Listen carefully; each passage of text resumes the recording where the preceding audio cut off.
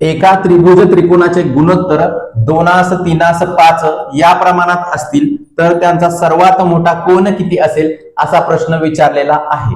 हे गणित कशा पद्धतीने सोडवायचं ते बघा।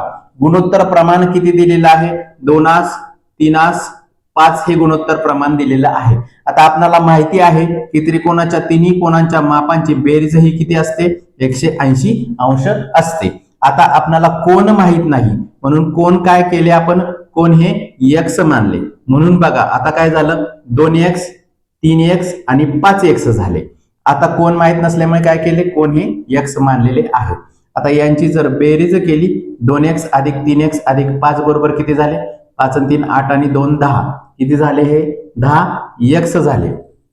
आता 10x बरोबर त्रिकोणाच्या तिन्ही कोणांच्या मापांची बेरीज किती आहे? 180 आहे म्हणून x 10 हे किती आहेत? गुणाकारात आहेत। इकडे गेल्यानंतर काय होणार? ते भागाकारामध्ये जाणार आहेत म्हणून 180 भागिले 10 झाले। 10 ने जर याला भाग घालवला तर किती आले? 18 आले म्हणून x बरोबर किती आले? x बरोबर हे 18 आलेलं आहे। आता आपल्याला काय विचारलेलं आहे की सर्वात मोठा कोन कोणता विचारलेला आहे म्हणून गुणोत्तर प्रमाणामध्ये सर्वात मोठी संख्या कोणती आहे?